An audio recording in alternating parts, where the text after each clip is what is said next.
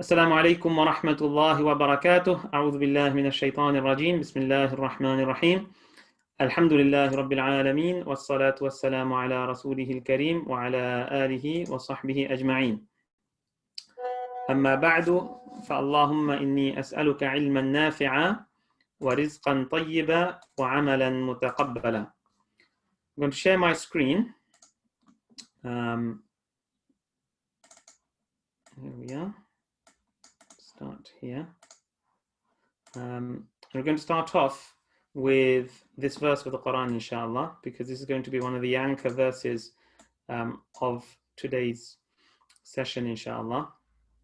And in Surah Al-An'am, ربنا تعالى يقول بعد أعوذ بالله من الشيطان الرجيم بسم الله الرحمن الرحيم قل إن صلاتي ونسكي ومحياي ومماتي لله رب العالمين.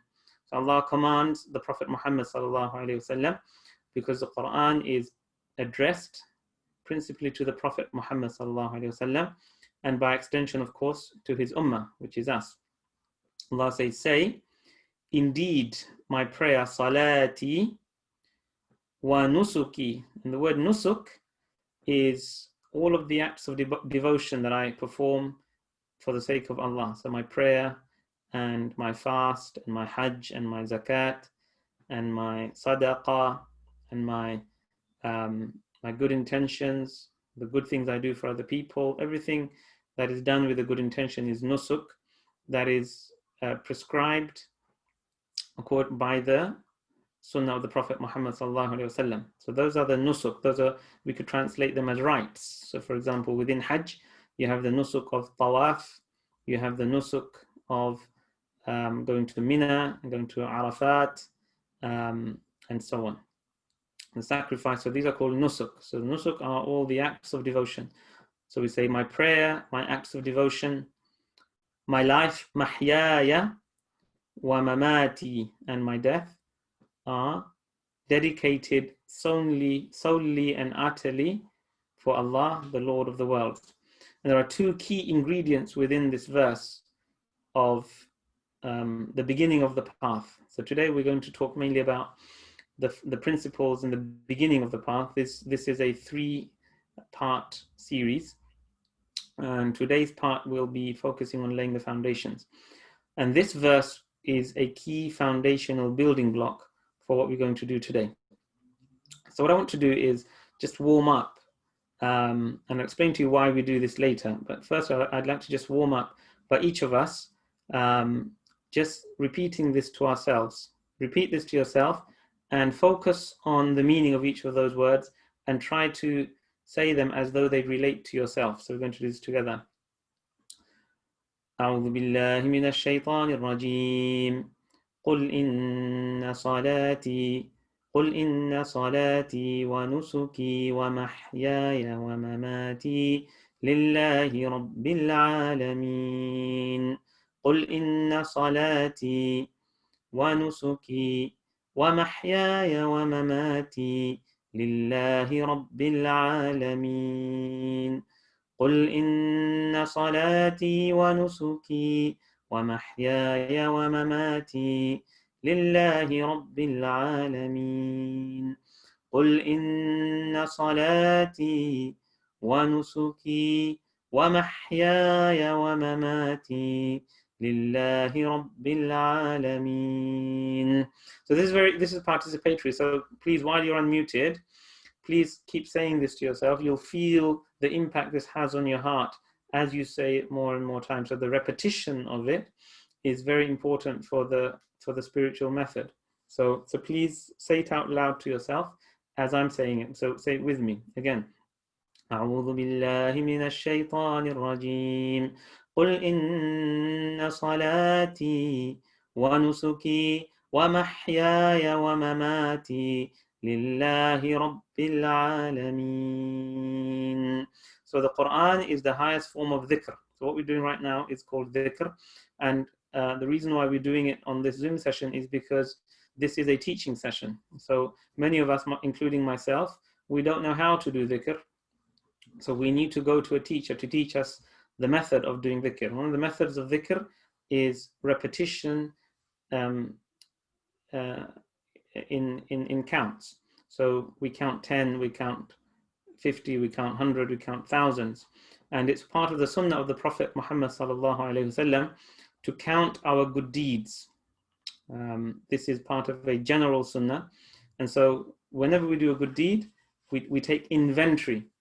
So the sunnah is to take inventory of our good deeds and also to take inventory of our sins. We're going to talk about that later.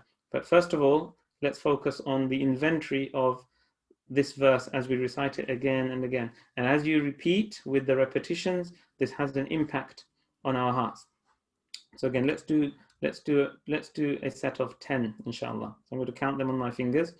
So you don't have to count, I'll count them.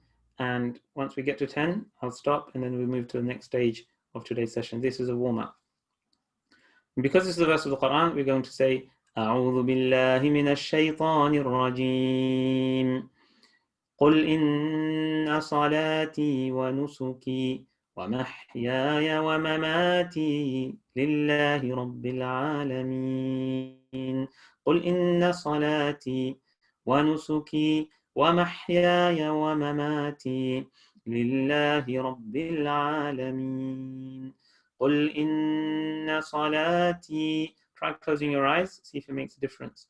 قل إن صلاتي ونسكي ومحياي ومماتي لله رب العالمين قل إن صلاتي ونسكي ومحياي ومماتي لله رب العالمين قل إن صلاتي ونسكي ومحياي ومماتي لله رب العالمين قل إن صلاتي ونسكي ومحياي ومماتي لله رب العالمين قل إن صلاتي ونسكي ومحياي ومماتي لله رب العالمين قل إن صلاتي ونسكي ومحياي ومماتي لله رب العالمين قل إن صلاتي ونسكي ومحياي ومماتي لله رب العالمين قل إن صلاتي ونسكي ومحياي. When you say ومحياي, think of your life as though you're devoting your whole life to Allah, you're giving it to Him. ومحياي ومماتي, and your death. Your life and your death is for Allah. ومحياي ومماتي لله رب العالمين. صدق الله العظيم. So after repeating that several times, you should within yourself feel a sense of shifa, a sense of curing of everything that is negative in your heart, because this connects us with Allah.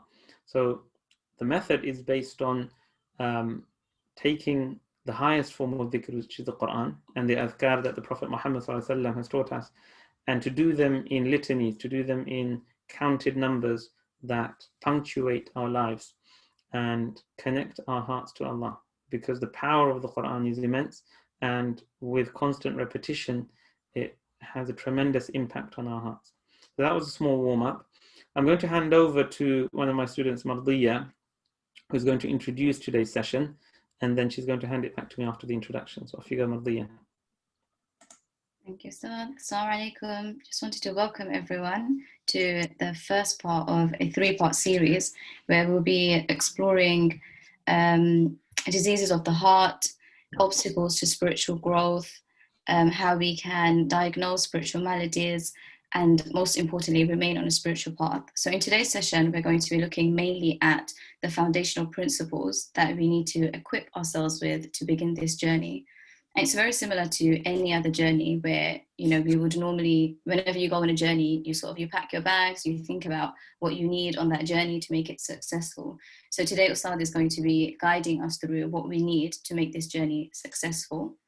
After that, we're going to explore a few other ideas. In the session, we're going to look at Imam Al-Ghazali's deliverance from error, where he talks about his midlife crisis and how he was delivered from it. I know I'm most looking forward to the practical element of this, because for me, it seems like spirituality and the modern life that we live are on polar ends of the spectrum. So just a guide on how to bring those two things together so that they can sort of be in harmony with each other. So the session is going to be very practical, and Ustadh is going to give us things that we can do like right here and now. So we recommend, in order to benefit the most, we recommend that you do exactly what Ustadh recommends that we should do on this journey. But also, it is a very personal thing for all of us. It's a personal journey. So please keep yourself muted at all times, especially so that we're not interrupting Ustadh and interrupting other people's concentration.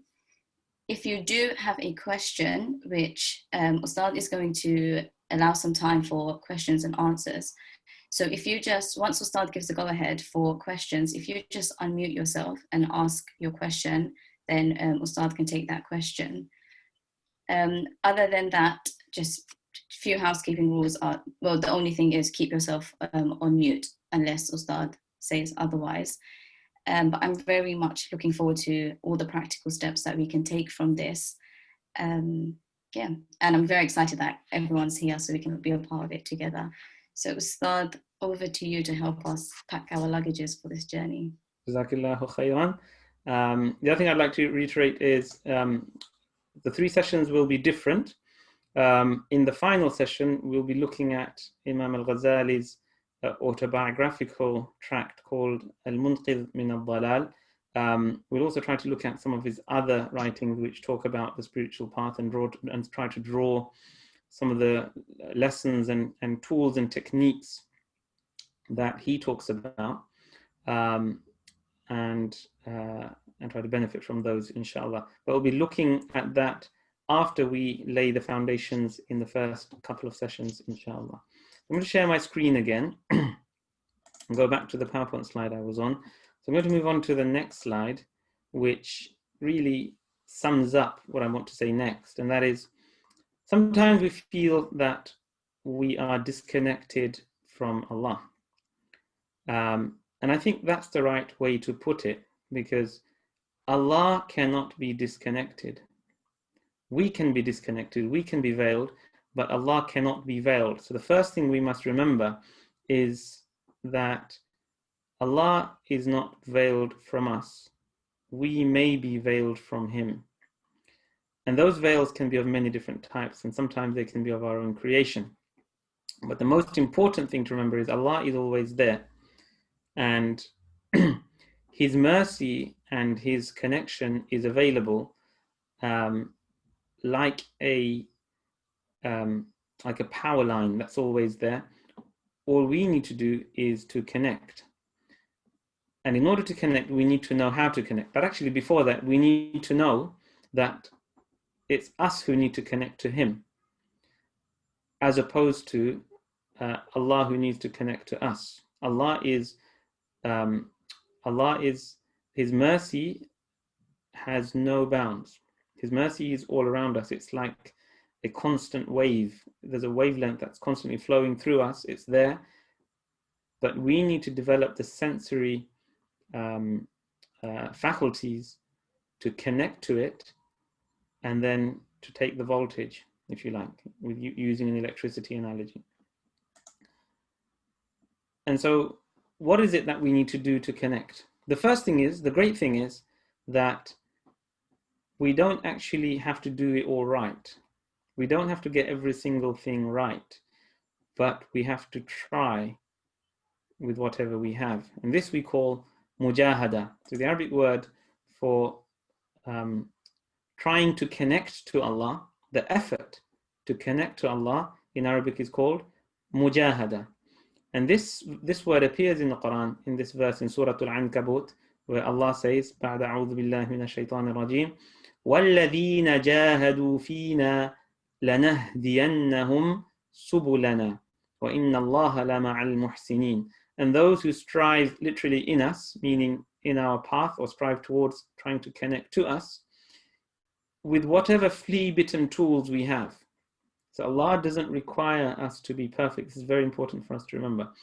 All Allah wants to see from us is some effort. And this goes back to a hadith of the Prophet ﷺ, where he talks about Allah, when we take small steps towards him, he comes towards us faster than we walk towards him. And so if we take small steps towards Allah, even though they are imperfect, Allah will rush towards us and guide us upon his path. So remember, the guidance comes from Allah. This is called the warid in Arabic. The warid is the thing that descends upon you. So the guidance or the connection that comes from Allah is not something that I can manipulate. That's the second thing to remember.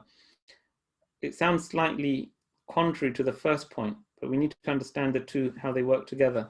The first point is I need to believe that Allah is there. Allah is ever merciful. Allah is not disconnected from me. I may be disconnected from Allah. In order to connect to Allah, I have to make some effort. But it's important to remember that that effort is not what will connect me to Allah. The connection from Allah will come from him to me like a gift, and it will come in the way, in the manner, and in the time that he wants, not I want. And so sometimes we feel that we've put a bit of mujahada in, put a bit of effort in, but we can't see the results. And sometimes it's perhaps because we are relying on our own mujahada and think that, like everything else in life, if I study hard, I'll pass my exams. The spiritual path is formulaic, that if I do certain formulas, then I should see certain results. And sometimes we don't see those results, and that could be because perhaps there's something missing in the formula. Okay, so it will come from Allah, or because Allah is testing to see whether or not we're really serious about this. Are we serious about the relationship? Are we really going to carry on doing this mujahada, even though we don't see immediate dividends that gratify us? You see, if I worship Allah and it makes me feel great, then I'll just keep worshipping Allah. It's like going to the gym. You just keep going back. But if you worship Allah and you don't feel great in the beginning, the test is, will you keep going back? Do you really want this? So sometimes we need to bear that in mind. So the mujahada comes with its own challenges. But what we must remember is the mujahada, if we walk towards Allah, He has promised He will come towards us. But sometimes we may not understand when and how He's going to give us the fath, the opening and the victory. So it's something we need to wait for. It's not something that we can manipulate or control. So we must remember that we are not the God. We are the slave. We are not in control. Allah is in control. And the other thing is, as we travel down that path, certain things happen in terms of our own understanding. So as we do those, as we do the mujahada, then the fiqh, which is in our minds, our understanding, fiqh is another word for fahm, that also changes over time. Based on this hadith, this is an example of where the Prophet Muhammed ﷺ tells us that when Allah wishes good for a person, and Allah will always wish good for us, so long as we strive towards Him, we will receive that benefit from Allah. He gives him understanding. يُفَقِّهُ فِي الدِّينِ. And the deen is, of course, our journey towards Allah. The journey towards Allah encapsulates the meaning of deen. So if we do this, if we do the mujahada, Allah will give us further understanding. We may not understand everything at the beginning. Sometimes we have to do things without understanding, because the master who's been down the path and who's himself or herself being guided by another master, who's been guided by another master all the way back to the Prophet Muhammed sallallahu alaihi wasallam, they understand that certain spiritual activities are required and will result in certain openings and understandings as we go forward. And initially, before the warid comes, before the warid descends, before the gift that comes from Allah to us descends, we may not understand the value of it, but we must keep carrying on doing it.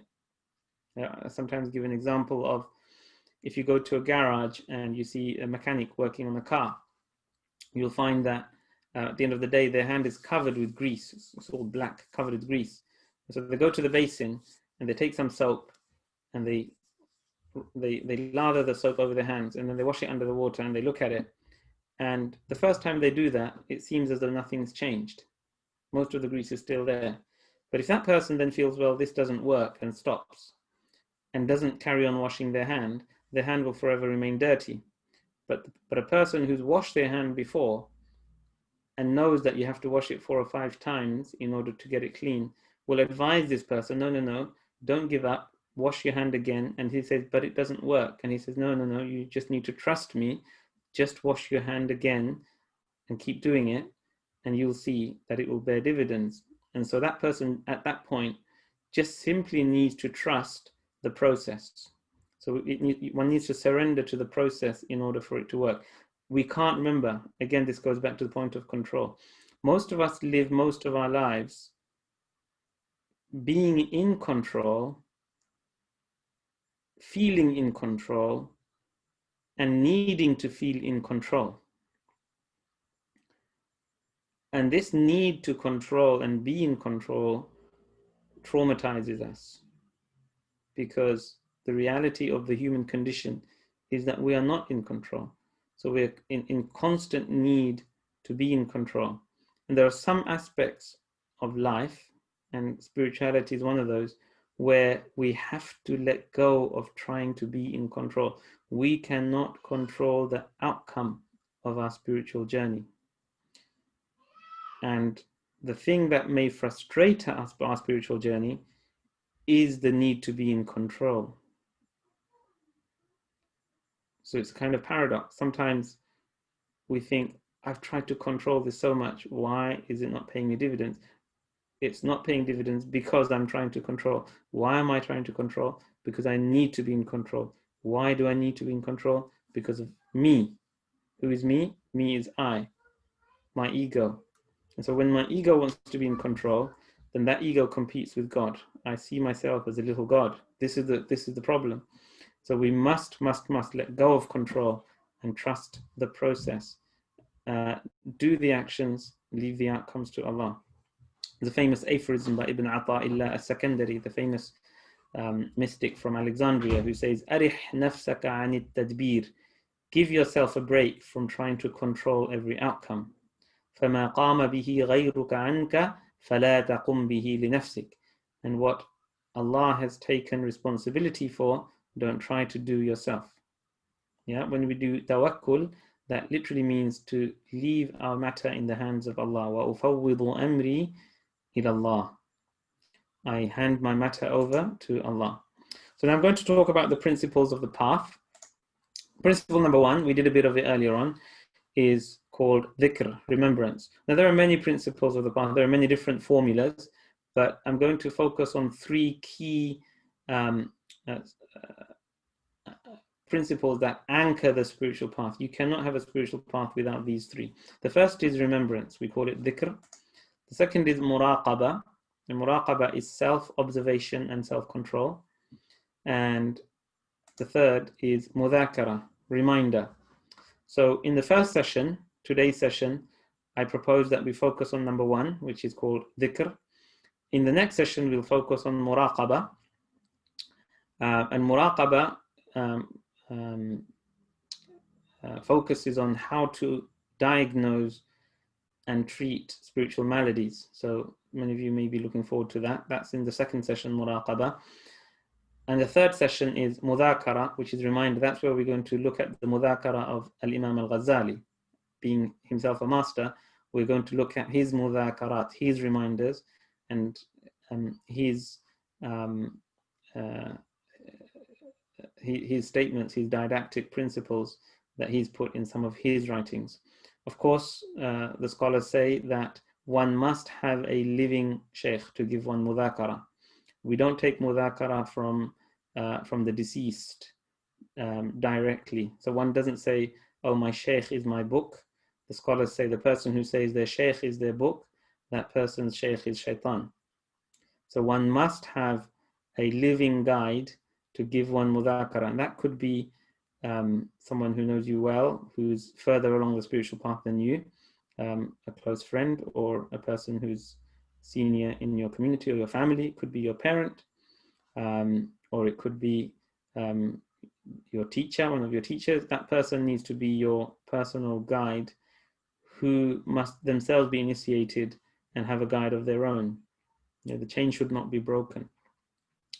So these are three core skeletal backbone principles of the spiritual path: dhikr, self-control, and mudhakara. Now, what does dhikr do? Dhikr creates, for want of a better word, the background hum. It's the thing, it's the energy that flows through everything you do. It's a bit like the compass that constantly points towards Allah. It's the thing inside us that is able to constantly remember Allah. And those who do dhikr a lot, I'm not among them, I wish I were, but those who do dhikr a lot, after a while, their bodies start remembering Allah involuntarily. You might think this is strange. This is not strange. Of course, the highest example of this is the prophets. And the Prophet Muhammed, he said that when he sleeps, his eyes sleep, but his heart does not sleep. His heart stays awake in the dhikr of Allah. This is the highest state. The highest state is the state of the prophets. After the prophets is the state of the awliya, the friends of Allah. And those people, they are below, after the prophets, there's the Sahaba, and then the awliya. And the awliya reach a state below the state of the Sahaba. So no matter how good they are, they will never reach the state of the Sahaba, because the Sahaba had companionship of the Prophet Muhammad ﷺ. But they achieve a state which is a state we call wilaya, or friendship with Allah, through, of course, following the path, but their whole life becomes infused and suffused with the remembrance of Allah, such that when they do istighfar, to the ordinary people, we do istighfar from our mistakes and our sins. The awliya, they do istighfar from those moments when they were absent-minded from the remembrance of Allah. So they seek Allah's forgiveness for the few seconds a day that they didn't remember Allah. So the more dhikr we can do, the more we can infuse our lives. Everything we do, we can turn it into a dhikr, including our sleep.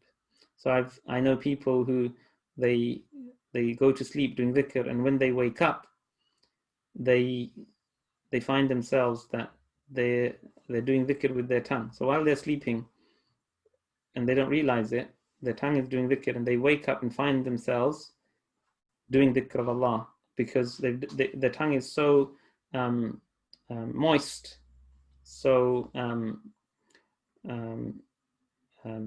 so trained with hundreds and hundreds of repetitions of the dhikr of Allah, that their tongues can't stop even when they're sleeping. And this can happen to anybody. The great thing about the spiritual path is it is scientific.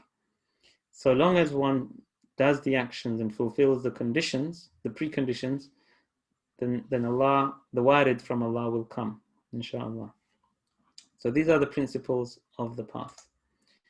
Now, before we launch into today's session, which is number one, let me go back. So number one is dhikr. We're going to talk about dhikr and practice and teach ourselves how to do dhikr today. Before we do that, we have to put the one before the zeros. And what I mean by that is,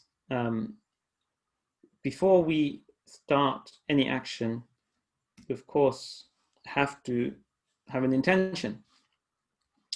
That intention, that niyyah, is the one before the zeros. If we have the intention correct, then the zeros add value. It's not possible to defer the intention. We can't we can't input the intention along the way or at the end, or we can if we didn't have it. Of course, it's better late than never. But the zeros here represent the dhikr. The zeros that we put in place before the intention don't count. So they're wasted. So it's really important to put the 1 before the zeros. Now, it's of course very easy to make an intention. Anybody can make an intention. So we're wondering what's so difficult about an intention. The difficulty, of course, is the word on the right, which is ikhlas. It's easy to have an intention, but it's not so easy to have a pure, unadulterated intention that is completely and utterly for the sake of Allah. Yeah, this is very, very important. So how do we purify our intention? I'm going to come to that in a bit. But before that, step number 2 is we have to do submission, taslim. So when we're doing the dhikr, it's really important that we remember that we are the slave and Allah is the God. Because sometimes while we're doing dhikr, shaitan comes, or our ego, our nafs comes along, and it says to us, you're pretty good at this. You're doing quite well. You must be doing well. Maybe you'll become a wali of Allah soon. And it will be great. Won't that be great? And everybody will look up to you, and everybody will appreciate you. And sometimes those words might not be expressed, but those thoughts and those feelings come into our hearts. And so what happens is, while we're doing the dhikr, we've actually gone rogue. We're not remembering Allah, we're remembering ourselves.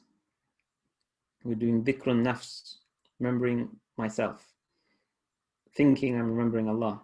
So it's really important to constantly remind ourselves that we are nothing. We are impoverished, or in fact, completely and utterly nothing. That I'm not doing anything for Allah. I'm not able to do anything for Allah. Allah doesn't need me.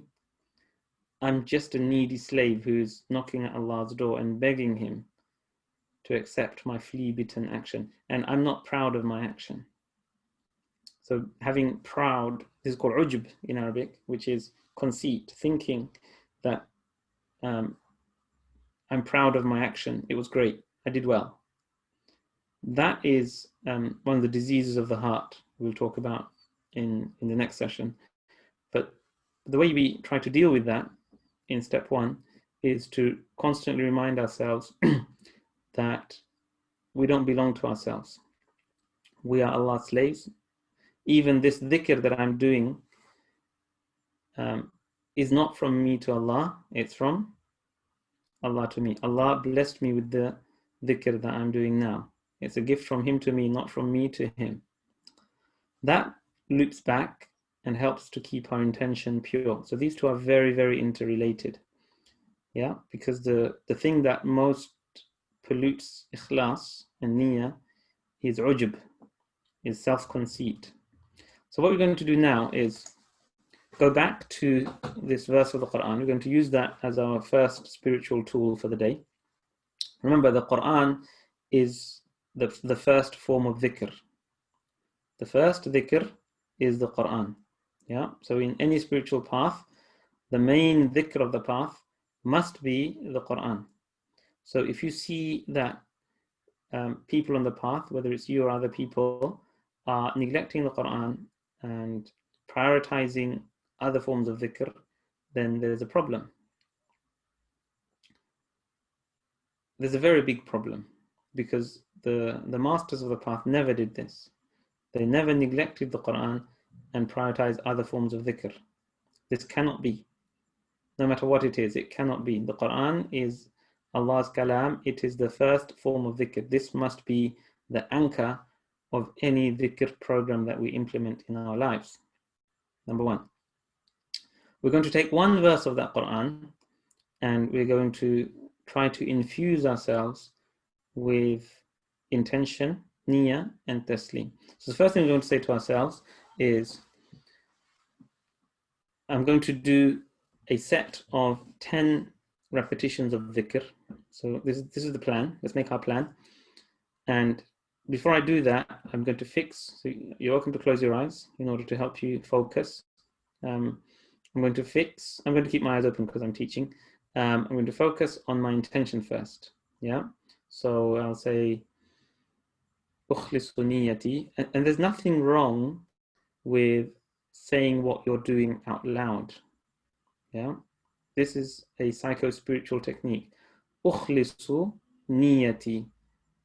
I devote and make sincere my intention lillahi. Ukhlisu niyyati lillahi. That's it. I've said it to myself, so I'm trying.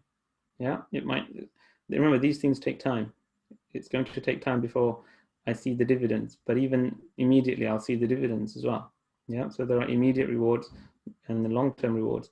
Ukhlisu niyyati lillahi. Wa usallimu nafsi lillahi. And I surrender myself to Allah. That's step 2, surrender.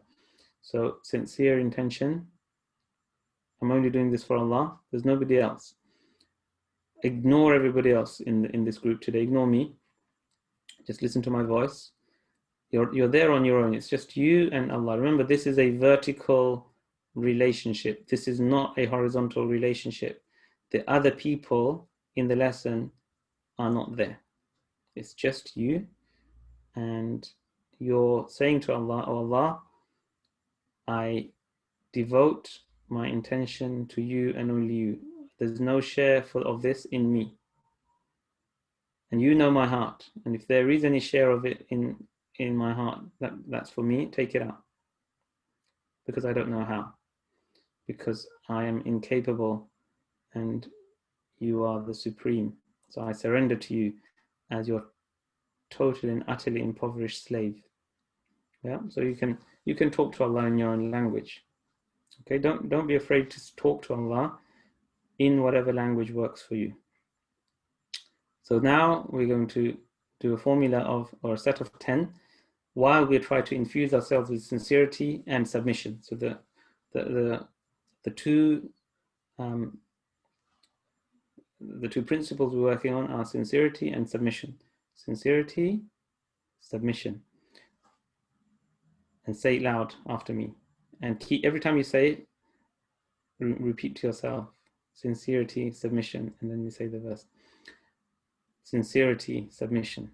أعوذ بالله من الشيطان الرجيم قل إن صلاتي ونسكي ومحياي ومماتي لله رب العالمين قل إن صلاتي ونسكي ومحياي ومماتي لله رب العالمين. Sincerity, submission. قل إن صلاتي ونسكي ومحياي ومماتي لله رب العالمين قل إن صلاتي ونسكي ومحياي ومماتي, my life and my death, لله رب العالمين, for Allah. قل إن صلاتي ونسكي ومحياي ومماتي لله رب العالمين. My prayer, my acts of worship, my life and my death are for Allah. قل إن صلاتي ونسكي ومحياي ومماتي لله رب العالمين. My prayer, my acts of worship, my life and my death are for Allah alone. قل إن صلاتي, my prayer, ونسكي, my acts of devotion, ومحياي ومماتي, my life and my death, لله رب العالمين, are for Allah, the Lord of the universe. Okay, so the great thing about this particular verse is the meaning of the verse encapsulates the devotion to Allah, the ikhlas and the submission. So this verse contains ikhlas and submission. And so if we're training ourselves with ikhlas and submission, then we use words that have the meaning of ikhlas and submission, and we keep repeating it. And you may find that this has a tremendous effect on you in different ways, or you may find that initially it doesn't, because sometimes our spiritual wires are not able, or our spiritual fuse is not able to take the voltage. And so we have to build up the fuse by the repetitions. So as you repeat more and more, this builds up your spiritual capacity or your spiritual skill in order to take the voltage. The voltage is there, but sometimes we don't have the right equipment to receive it. Okay, it's a bit like the radio wave. If we don't have the right device that can pick up the right frequency, then we don't hear the transmission. But the transmission is there, we can't deny it. So that's just an analogy. In the same way, we have to build up the tools. And as we said, the first principle of building up the tool is dhikr. And dhikr is, as I said, the bedrock. It's the thing that's constant. It has to be there as the background music, if you like, for want of a better word. It's the thing that must punctuate our lives and infuse it and suffuse it. So that's number one. So, but that's before the zeros. Now we're going to get on to, sorry, I had another slide. Where's my other slide?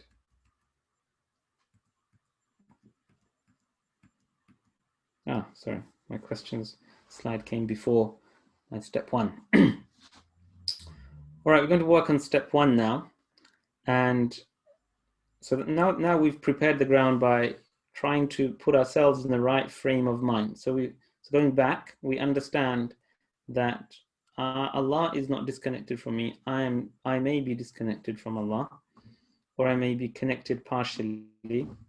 That's the first thing. Second thing is I need to do mujahada. I need to strive. I need to take steps. I need to take action. Third, I must believe that although I must take action, my actions don't count. Yeah, it's not my actions that will connect me, but it's Allah who will connect me. So it's a warid. It will come down from Allah to me. That's the third principle. The fourth principle we talked about was intention. And the intention being sincere. It's easy to have an intention, but it's hard to have a sincere intention. The fifth principle is surrender and submission. We must always remember that we are the slave and Allah is the God, not the other way around. It can insidiously creep in, and we can get ujub, which is conceit, and start thinking somehow that we are good at it, or we're great, and so on. Right, so we've got those 5 principles in place. Now, each of us needs to have a general litany. In Arabic, this is called al-wird. Remember we talked about the warid that comes down from Allah to us. And the word wird means the daily practice, the structure that we have in place in our lives. This is called the wird. And if we perform the wird with the right preconditions, then we get the warid, we get the opening or the fath that Allah gives us. And in fact, even the wird is a warid, because the wird, remember, is not from me to Allah, but from Allah to me. Now, within that wird, it is very common to begin with istighfar. We must always try to weed the garden before we plant the flowers. Principle number 1, don't try to plant flowers in a garden that's overgrown with weeds. So the first thing we must do is do istighfar and ask Allah to forgive us. So now that we've infused ourselves with the correct intention, the correct frame of mind, the correct niyyah, which is sincerely for Allah, the surrender, we've surrendered to Allah, now we're going to do a formula or a set of 10 istighfar. So we're going to say, Astaghfirullah, astaghfirullah, astaghfirullah, astaghfirullah, astaghfirullah, astaghfirullah, astaghfirullah, astaghfirullah, astaghfirullah, astaghfirullah, astaghfirullah, astaghfirullah. And while we're doing that, every time we do the istighfar, we need to feel as though we are begging Allah to forgive us. And the other thing we need to do, it's sometimes useful, especially in the beginning, to have something specific we do istighfar for. So let's do something practical. Let's take a pen and a piece of paper. And it's important to do this physically, not just bring it to mind. And let's take 2 seconds to write down what we consider to be the biggest sin that we've ever committed that we need forgiveness for. All right, so I've written mine down. Here we are. Again, this is very personal. This is between you and Allah. So the first thing we're going to do is we're going to admit to Allah that we have committed this sin. Okay, so I want you to say to yourself, "Oh Allah, I am your sinful slave. I have committed," and then say what your sin is to yourself. I'm going to do that. Oh Allah, I'm your needful slave. I'm your needy slave, your sinful slave, and I have committed. And say what we want to say. And I am guilty. So we need to admit guilt. So we don't go to Allah feeling that He needs to forgive me because I'm so great. We need to admit guilt. So we say, Allah, I am guilty, and you know what is in my heart. The next thing we're going to do, this might surprise you, is we're going to forgive ourselves. Sometimes we ask Allah to forgive us, but we haven't forgiven ourselves. We still beat ourselves up about it. And this is one of the insidious tricks of shaitan. He makes us ask Allah to forgive us, but we carry on thinking that we are so bad we cannot be forgiven. And this is a form of conceit, because if you think about it, the logic of this is that my sin is so great that I cannot be forgiven. I.e., Allah's mercy is not great enough to forgive my sin. I'm such a wretched person. I'm so bad that I'm irredeemable. I cannot be forgiven. So this is having a bad opinion of Allah. We need to expunge those thoughts. If they come to us, we just let them go. And the way we do that is by saying to ourselves, I forgive myself. You've got to forgive yourself. Even if you feel you've forgiven yourself or you don't need to, say it anyway. So that's step 2. First, we admit our sin to Allah. We admit guilt. Secondly, we forgive ourselves. Thirdly, we ask Allah to forgive us. So there's 3 steps in the istighfar. Okay, because istighfar comes with conditions. All right, so now we're going to say the istighfar again, and I want us to focus on that sin. So we're begging Allah to forgive us for that sin, and we believe to the bottom of our hearts that Allah will forgive us. That's it, it's over. Okay, that doesn't mean we should stop asking Allah to forgive us for that sin. We can ask Him to forgive us for the same sin tomorrow, but tomorrow we do the same thing, and tomorrow again we forgive ourselves, and it's over. Okay, so even though it's over, we still ask Allah to forgive us. Even the Prophet Muhammed used to do istighfar, and he was asked, why, when Allah has forgiven your past, present, and future sins? Yeah, that wasn't in relation to istighfar specifically, but it was really in relation to his mujahada. And he said, أَفَلَا أَكُونُ عَبْدًا شَكُورًا. Should I not be a grateful slave? So remember, the istighfar itself is actually, when you get to the level 2 of istighfar, is actually not about the sin. This might sound strange. Why am I asking for Allah for forgiveness? And it's not about the sin. It's actually not about the sin. The istighfar itself is an act of submission, because Allah wants us to do it. I'm doing it because Allah wants me to do it, and I love to do what He loves me to do, so I'm just doing it. You see, so when the istighfar becomes an act of devotion in of itself, we love to do it because we love to do what Allah, who we love, loves us to do,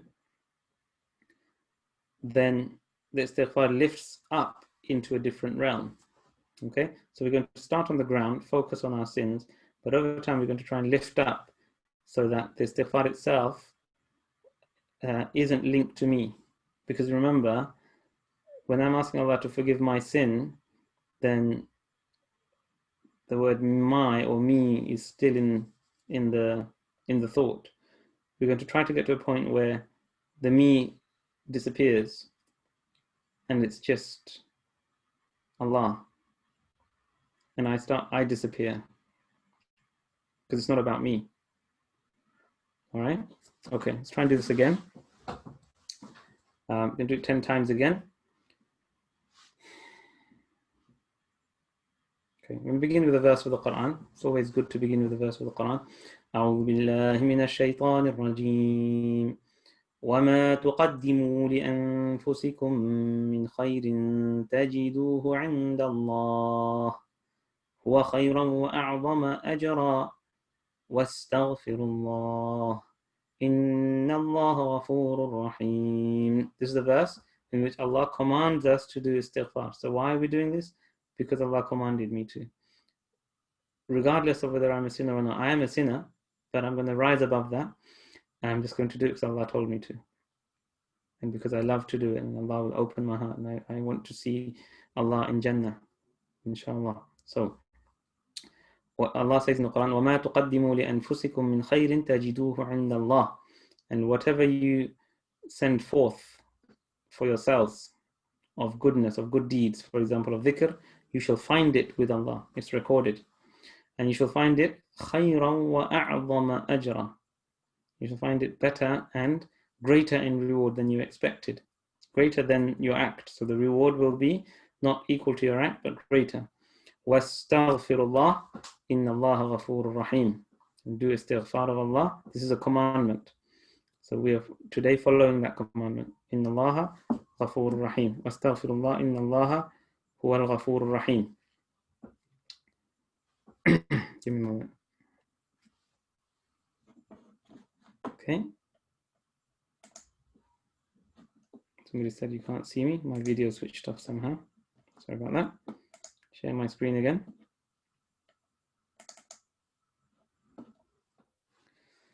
All right, we're going to do it 10 times. Astaghfirullah. Astaghfirullah. Astaghfirullah. Astaghfirullah. Astaghfirullah. Astaghfirullah. Astaghfirullah. Astaghfirullah. Astaghfirullah. Astaghfirullah. If you keep doing this, and you've got your eyes closed in particular, you may start seeing things. If you see anything, just ignore it.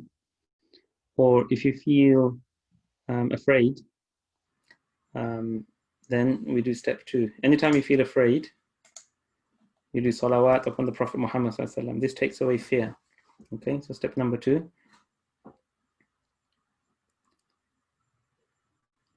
Okay, let's begin with the verse of the Quran again. أعوذ بالله من الشيطان الرجيم إن الله وملائكته يصلون على النبي يا أيها الذين آمنوا صلوا عليه وسلموا تسليما. Indeed, Allah and His angels, they do salat, they invoke Allah's, the angels invoke Allah's peace and mercy, and Allah sends His peace and mercy upon the Prophet Muhammad sallallahu alaihi wasallam. Oh, you who believe, invoke Allah's peace and mercy upon him. Peace and mercy upon him. Now, so this is what we're going to do now. اللهم صل على سيدنا محمد عبدك ورسولك النبي الأمي وعلى آله وصحبه وسلم. اللهم صل وسلم على نبينا محمد اللهم صل وسلم على نبينا محمد اللهم صل وسلم على نبينا محمد اللهم صل وسلم على نبينا محمد. Imagine that you are standing before the Prophet Muhammad and you're invoking the salawat upon him. اللهم صل وسلم على سيدنا محمد اللهم صل وسلم على سيدنا محمد. Imagine you're in Medina and he's there and you're standing in his rawdah. اللهم صل وسلم على سيدنا محمد اللهم صل وسلم على سيدنا محمد اللهم صل وسلم على سيدنا محمد اللهم صل وسلم على سيدنا محمد. Okay, so when you do this on your own, you can do these in counts of 100. You do the istighfar 100 times, you do salawat 100 times. And then the third limb of the general litany is renewing one's iman. So we say, La ilaha illallah. This is something that gives us a feeling of tremendous joy and peace and shifa and cure. La ilaha illallah. Let's do it 10 times. La ilaha illallah. La ilaha illallah. La ilaha illallah. La ilaha illallah. La ilaha illallah. La ilaha illallah. La ilaha illallah. La ilaha illallah. La ilaha illallah. لا إله إلا الله وحده لا شريك له له الملك وله الحمد وهو على كل شيء قدير. Okay, so this is a well-known wird, well-known in the Muslim world. Istighfar 100 times, salawat 100 times, La ilaha illallah 100 times. And you do this, if you can, in the morning, once in the morning, once in the evening. And you can do it any time of the day, and you just keep doing it over and over again. It can punctuate your whole day. So sometimes if we say to ourselves, I'm going to do some dhikr, we say, okay, that's fine, it's a good resolution. But if we don't have a specific litany, we don't have a specific plan, the litany is just like a little plan, it's difficult to manage or measure whether we've done it or not, or how much we've done.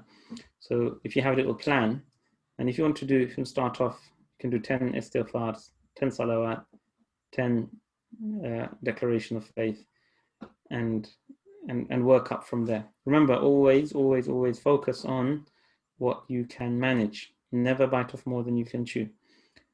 A final word of warning about this. What happens is sometimes we can go on what we call a spree. What's a spree? A spree is when you get a burst of energy and you feel you can do a lot in a short space of time. I can do this. And sometimes that comes from shaitan. So shaitan comes along and says, hey, you're quite good at this. Why don't you do a bit more? And then he'll come back and say, see, this is where shaitan, he despairs of trying to misguide us and making us commit sins. So he tries to make us fail in good deeds. And the way he does it is like this. He says, why don't you put a bit more on? You could do a bit more, and you do a bit more. And he said, oh, why don't you do a bit more? And you do a bit more. And he just keeps making you pile it on until it becomes unsustainable. So you pile up in a short space of time. So this is not a long-term sort of sustainable development. In a short space of time, it makes you go on a spree. And then, of course, it's not sustainable. So next day, you might get dizzy and you can't do that. And then you feel a sense of despair. And everything comes crashing down. And then he comes and he whispers a little illogical statement in our ears. He says, oh, you're good for nothing. You're rubbish. You're no good at anything. Just give up. And so then we think, because we can't do everything, therefore we can do nothing. And everything just fades away and we're back to ground zero. So everything we built up, he collapses by making us go higher and then fall. So be very, very careful of the spree, the spiritual spree. Yeah, be very, very careful of the spiritual spree. Focus on building sustainable spiritual habits. So today we talked about dhikr. Next session we'll talk about muraqabah, which is self-control, self-observation and control. And then in the final session we'll talk about mudhakara, using some of the mudhakarat of Imam Al-Ghazali, inshallah. So that's the end of my session today. I'm going to hand over to Mafdiyah, who's going to chair the question and answer session. Mafdiyah, are you there? Yep, Ustadh, I'm here. Okay, so please feel welcome to, yeah, go ahead. So I don't think there's an option to raise hands, so I can't see, unfortunately. I've tried it with someone who's on the Right, okay. meeting. So in that case, so if you do have someone's just done it actually, so you can raise hands. Okay, so if you raise your hands, then I'll just bring you in if I see your raised hand. Muhammad, was that a trial or do you have a question? No, it was just to see if it worked. Okay, thank you for that. Appreciate it. Does anyone have any questions? If you just raise your hand.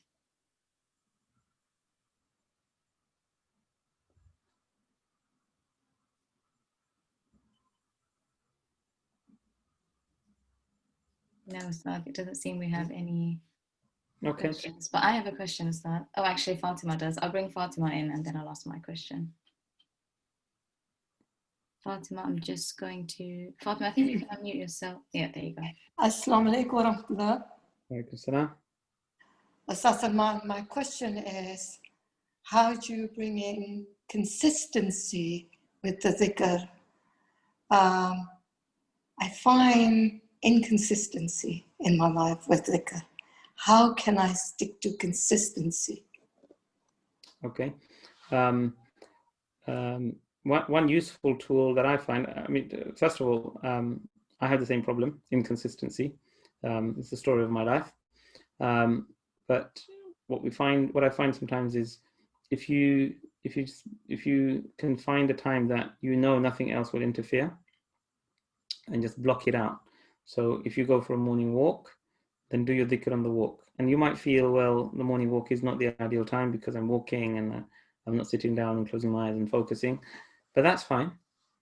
Do what you can. So if you have a morning walk, whether it's 5 minutes or 10 minutes or half an hour, spend that time doing the dhikr of Allah. Yeah. So try to attach it to an activity that you regularly do, so that it becomes part of that regular activity. One word of warning with that is, on the days that you miss that regular activity, then the dhikr can get missed as well, because the two are kind of associated. So sometimes that's the downside of connecting it with something else. Ideally, we should try and this happens to me, so I try to do my dhikr with a walk. And on the days I don't get to walk, I sometimes forget to do my dhikr. And so that's a pitfall. We need to be aware of that. You have the next question?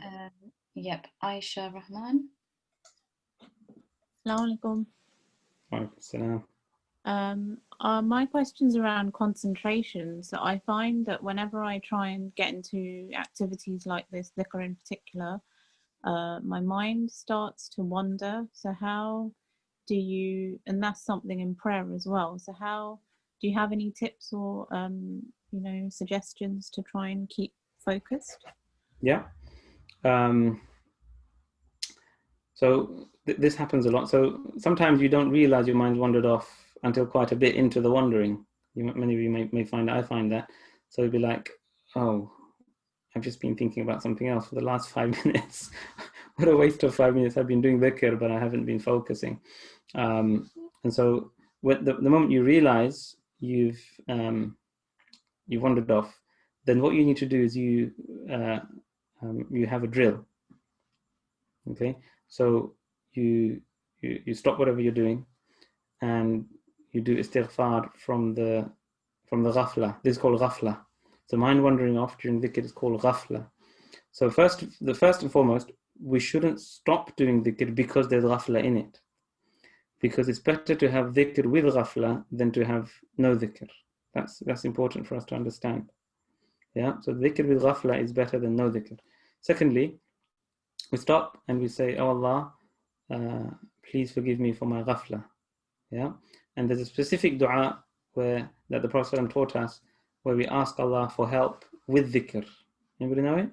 Allahumma a'inni ala dhikrika wa shukrika wa husni ibadatika. Allah, help me. So say it in Arabic, say it in English, oh Allah, help me, because sometimes we can think, oh, I need to get rid of my ghafla. What's the problem with that thought? I need to get rid of my ghafla. That thought assumes that I'm in control. So we talked about this earlier, the need to be in control. And I beat myself up. Oh, how could I do dhikr and not concentrate? I'm so rubbish. And I need to do something about this. You know, I need to improve my dhikr. All of those thoughts are actually incorrect, because I can't do anything. I'm Allah's slave. I need to ask Him for help rather than I need to correct myself. Yeah, so the way I correct myself is to ask Allah for help. Allah, I ask you to help me ala dhikrika, in your remembrance and in being grateful to you. Allahumma a'inni ala dhikrika wa shukrika wa husni ibadatik, and in the best servitude and worship of you. That's the meaning of the dua. If anybody wants the dua, doesn't know where to look it up, then please get in touch, and in fact, if you want to, I'll create a little dua sheet for it and I'll send it around. Rahima, I think you had a question. I think Ustadh kind of answered it actually, but it was along the same thing of just I think the thought of a wird and having something planned and regular feels a bit overwhelming to me, and it's something that I want to do, but I feel like it feels quite overwhelming to have something. And I'm wondering if that's something to do with sincerity, or maybe the dua that you said is something that would help. Yes. So the other thing is, we don't want to make it mechanical and formulaic and lack substance. So sometimes, especially people who are very organized.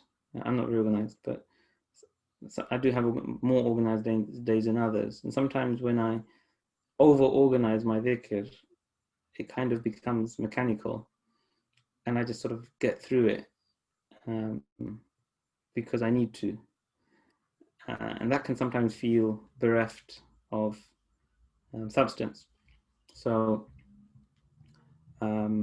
what I do is, whenever I feel like that, when I'm just trying to churn this out, again, I stop. So I create a little drill for myself and just hand over my failure to Allah. So I say, وَأُفَوِّضُ أَمْرِي إِلَى اللَّهِ, I hand over my matter to Allah. إِنَّ اللَّهَ بَصِيرٌ بِالْعِبَادِ. Allah, this is a verse of the Qur'an. Allah sees His servants. Or you can do the dua when you feel like you're you're constrained in a dark place and you're surrounded by darkness. You can do the dua of Yunus alayhi salam. So the amazing beauty of Islam and the Qur'an and the Sunnah is it has something for every situation. So when you feel in a dark hole, you can do the dua of Yunus, La ilaha illa anta subhanaka inni kuntu min al-zalimin. One of my favorites is the dua of Adam alayhi salam and Hawa, our mother and father, when they sinned. رَبَّنَا ظَلَمْنَا أَنفُسَنَا وَإِن لَمْ تَغْفِرْ لَنَا وَتَرْحَمْنَا لَنَكُونَنَّ مِنَ الْخَاسِرِينَ. And when you feel overwhelmed, there's a particular dua for being overwhelmed. So if you look at the Qur'an, there is a particular dua that Allah taught the Prophet Muhammed and the Sahaba when the whole of the tribes of Arabia around Medina, they gathered to destroy the Muslims. And the people said, the people have gathered to destroy you. إِنَّ النَّاسَ قَدْ جَمَعُوا لَكُمْ فَخْشَوْهُمْ. The people have gathered to destroy you, so fear them. فَزَادَهُمْ إِيمَانًا, but it increased them in iman. وَقَالُوا حَسْبُنَا اللَّهُ وَنِعْمَ الْوَكِيلُ. So when you feel overwhelmed, just say حَسْبُنَا اللَّهُ وَنِعْمَ الْوَكِيلُ, حَسْبُنَا اللَّهُ وَنِعْمَ الْوَكِيلُ, حَسْبُنَا اللَّهُ وَنِعْمَ الْوَكِيلُ. And you'll feel it just melting away, that Allah is sufficient for me and He is the best one who takes care of my affairs. So it's another form of handover. Just hand it over to Allah and be happy that Allah is taking care of you. Then the overwhelming feeling will go away, inshallah. And also when you suffer fear, then the cure for fear is salat upon the Prophet Muhammed sallallahu alaihi wasallam. This is the cure for fear. Now. And so I'm going to bring in Abu Huraira. تفضل. Let's go ahead. Assalamu alaikum wa rahmatullah. Jazakumullah khairan, Sheikh Salman. Barakallah feekum. This is just a question on behalf of somebody else. So you spoke about forgiving yourself. So how do you strike a balance between two situations? On the one hand, thinking, okay, that I've asked forgiveness for this so much that I should put it out to my mind. And then on the other, thinking about it to concentrate on asking forgiveness. But then when you think about that particular sin, then it drags you down. So how can you strike a balance between the two, if that's clear enough? Yeah. If thinking about it evokes memories and makes one feel bad, then it's obviously better not to think about it. So long as one has done, it is wajib to do istighfar for a sin once. Proper istighfar, fulfilling the conditions. If you want to find out the full conditions of istighfar, you can look that up. But that is wajib to do istighfar for committing a sin once. Once that's done, you've fulfilled the wajib, so long as the conditions are fulfilled. After that, remember, istighfar lifts away from our actions and becomes in and of itself an act of devotion, an act of worship.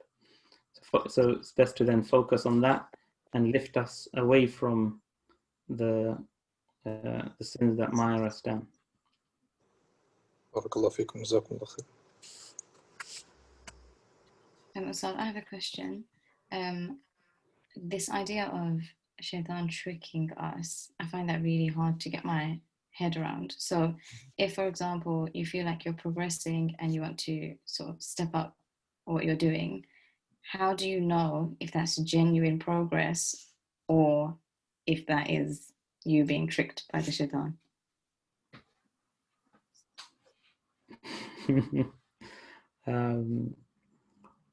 It's a very difficult one. This is why it's really important to have a guide, so that whenever one feels, what do I do now? One has a sounding board. The guide tells us, well, carry on what you're doing, or stop what you're doing, try something else.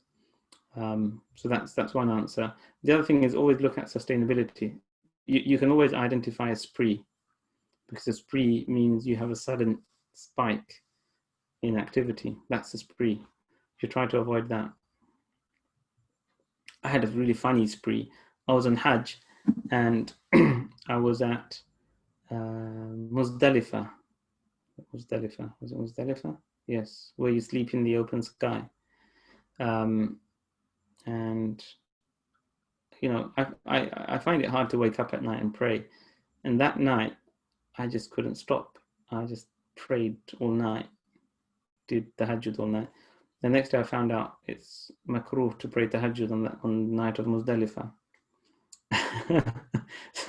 so shaitan made me do something makruh, which is kind of funny. I look back at it and laugh.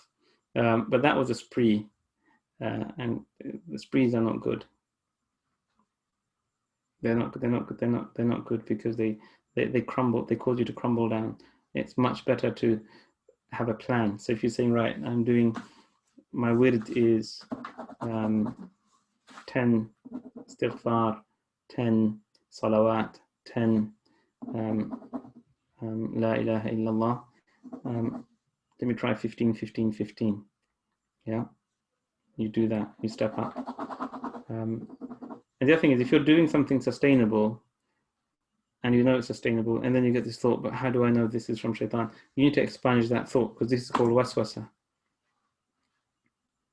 Yeah, so you need to hand over that thought to Allah and say, Allah, please take this thought away. Does anyone else have any questions? Yes, Muhammad Patel. Assalamu alaikum, Ustadh. Jazakallah khair. My question is, we're talking about, istighfar. Is it related? Because I don't understand it completely, but I think of Tawbah. Mm-hmm. And is it, what's the relation to kind of what we learnt today to Tawbah? Yes, so istighfar is the word istaghfara literally means to seek forgiveness. So istighfar is what we seek from Allah when we make tawbah.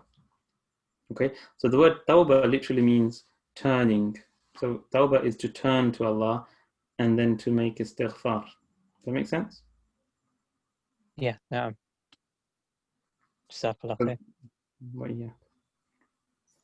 Does anyone else have any closing questions? Ustadh, I'm going to hand back to you. Maybe we can. Okay, inshallah, let's close for the day. I hope you've benefited.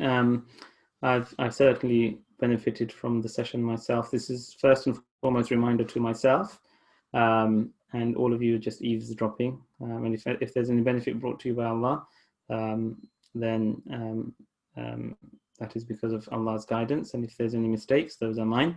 And I ask Allah to forgive me. If I've said anything wrong, may Allah forgive me and remove those things from your memories, inshallah. Let's finish off with the dua. قولوا معي, or say to yourself, سبحانك اللهم وبحمدك أشهد أن لا إله إلا أنت أستغفرك وأتوب إليك وجزاكم الله خيرا والسلام عليكم ورحمة الله وبركاته.